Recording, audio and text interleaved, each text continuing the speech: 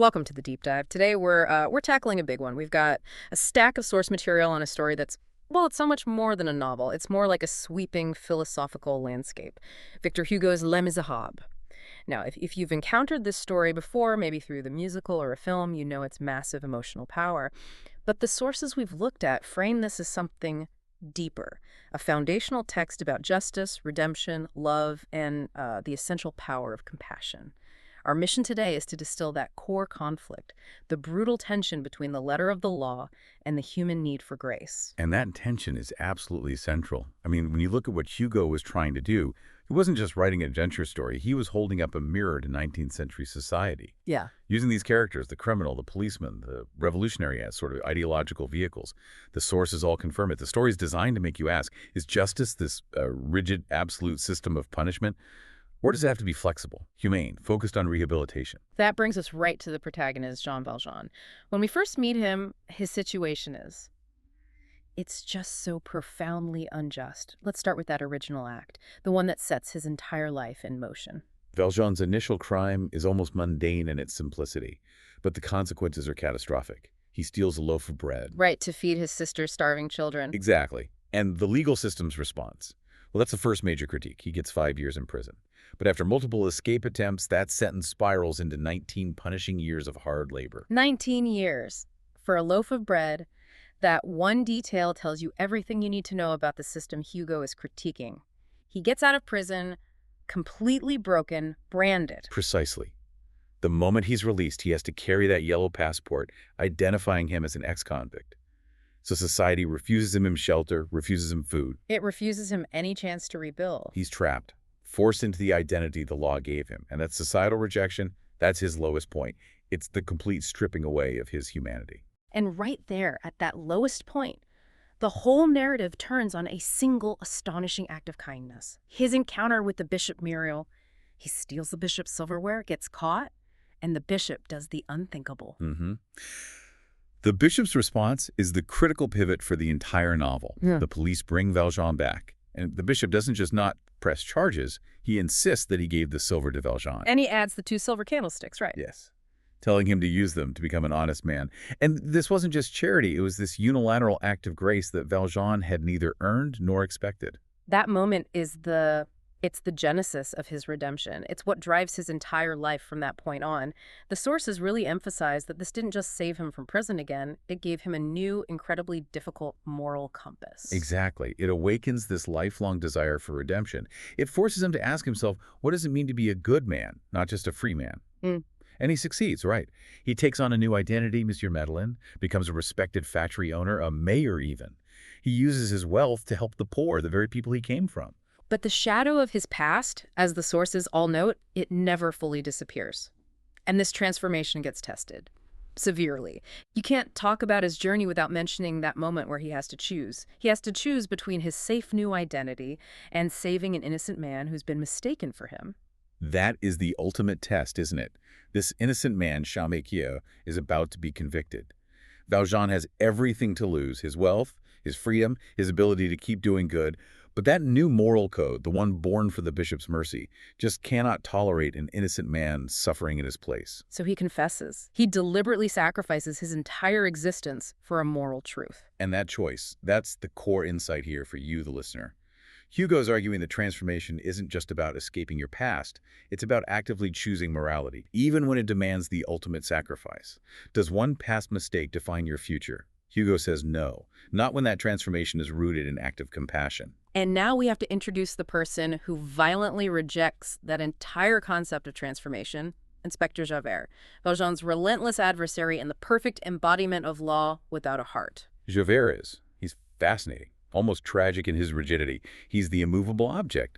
His worldview is just absolute, unwavering law and order. For him, the law isn't a job, it's practically a religion. If the law says you're a criminal, you are permanently, metaphysically a criminal. End of story. And so Valjean, a man who actually did transform, is an existential threat to Javert's entire belief system. Absolutely. The hunt for Valjean is so much more than a detective chase. It's a profound clash between two completely different ideas of justice. You have Javert's justice, which is rooted in punishment. And codified law, a debt that can never be fully repaid. Versus Valjean's justice, which is rooted in in mercy. Mercy and empathy, yes. The belief that life isn't about retribution, but about elevation. The sources really use this collision to challenge the very definition of what a just society should even look like. But Javert isn't just one man. He's part of a bigger systemic issue Hugo's trying to expose. Where does this personal conflict start to become a social commentary? Javert's rigid application of the law, it serves as the backdrop for that critique. The sources highlight that the law, as Javert practices it, exists only to crush the vulnerable. It takes a desperate man who steals bread and just destroys his life. While protecting corrupt institutions. Exactly. Hugo is showing us that the criminal is often a product of the cruelty of poverty and institutional failure, not just some innate wickedness. The law, when it's applied without any compassion, becomes an instrument of systemic violence. Javert is, in a way, just as much a victim of that system as Valjean is. His framework allows no room for humanity. Okay, let's move on to the threads of love and sacrifice that, soften the edges of this story. We have to talk about Fantine's tragedy. Her story is just one of pure desperation. Fantine's narrative is crucial. It shows the novel's portrayal of injustice against women and the poor.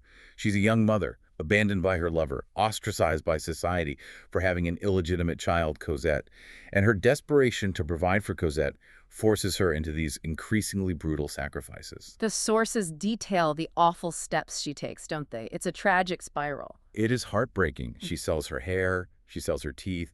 Eventually, she's driven into prostitution, all to pay the cruel demands of the Thénardier, the innkeepers she left Cosette with. She's literally dismantled. And she is. And when Valjean, as Monsieur Madeleine, sees her collapse, he recognizes his own past in her suffering, and that compels him to make a vow to her before she dies. He will find Cosette and care for her. So Valjean, the ex-convict, dedicates his second life to protecting this little girl. Their relationship is really the emotional center of the book. It is. It's built entirely on protection, sacrifice, and unconditional love, and it transforms Valjean from the inside. He learns to love, and in doing that, he solidifies his own redemption.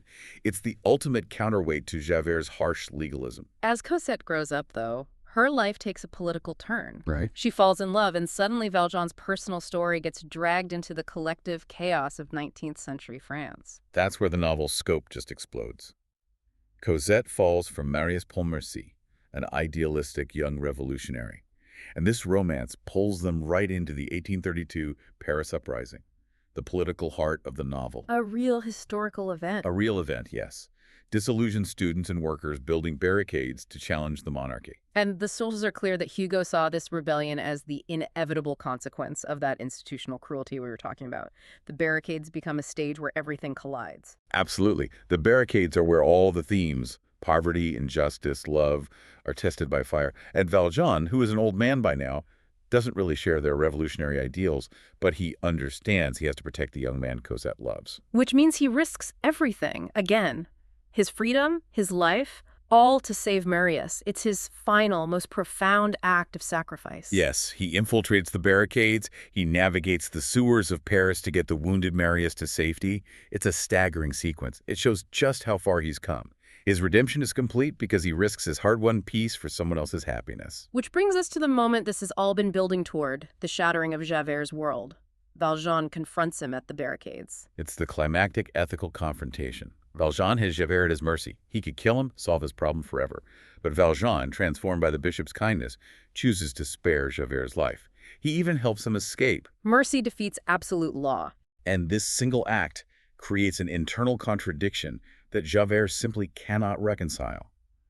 In his rigid universe, a criminal, the ultimate symbol of moral pollution, cannot commit an act of pure, selfless mercy.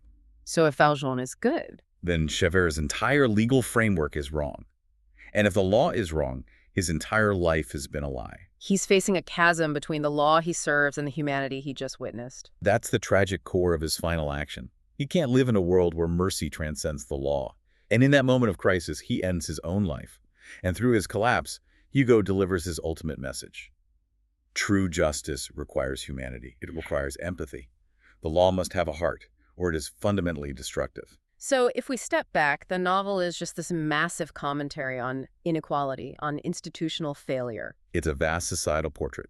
While Valjean's journey is personal, every character exposes how inequality and rigid systems shape and often destroy people's lives.